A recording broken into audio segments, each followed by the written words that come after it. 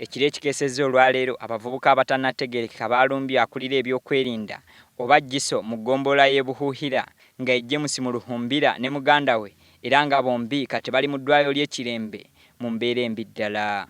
Poliisi egamba nti waliwo ekibinja ekimanyiddwa nga Nsiyamangu nga kino kisingamu bavubuka era nga kiteeberezebwa okuba nga kye kyakoze obulumbaganyi buno. Omwogezi wa poliisi Fred Enanga agamba nti baafunye wino amala nti bano baayambiddwako eyali minisita wa DR Congo Mbusa Nyamwisi. Luhumbira James omu ku ba Jjiso abaali banogolwayo be baasongamu olunwe. Abavubuka bano abali mu kabondo ka Nsiyamangu akali wansi wa Rwenzururu akazze nga egamba kwolesa obukambwe eri bannasecurity mu bitundu eby'e Kasese. Wabula mu ngeri y'emu embeera e Kasese ekyali ya bunkenke ng'ebyokwerinda byo bikyali binywevu ddala.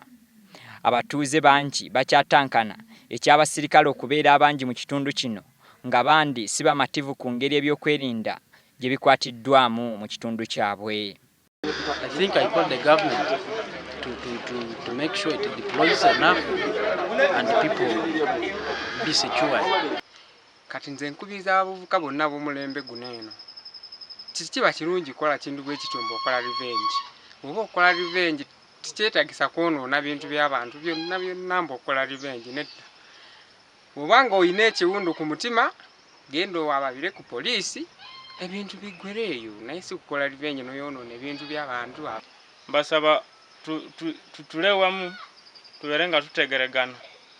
James Luhumbira eyalumbiddwa batamanya ngamba agamba yabadde ava ku kirabo ky'omwenge ekimanyiddwa nga Kisangu Market. Enanga ayongeddeko nti abavubuka bano abakoze obulumbaganyi babadde bakolaganira wamu n'omukulembeze w'abakonjo Wizire Mumbere.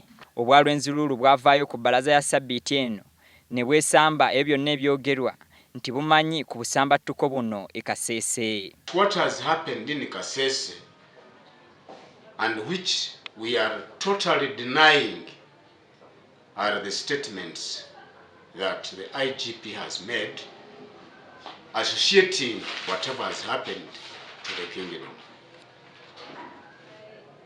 What happened in Hima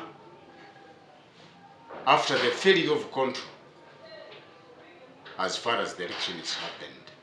Poliisi era egamba nti abatuuze bano beeweradde okukola obulumbaganyi ku bonna abakola ku byokwerinda omuli poliisi, abasirikale, ba crime preventers saako ne ba informer okutuusa nga bamatidde ensonga y'okutta abavubuka e Hima.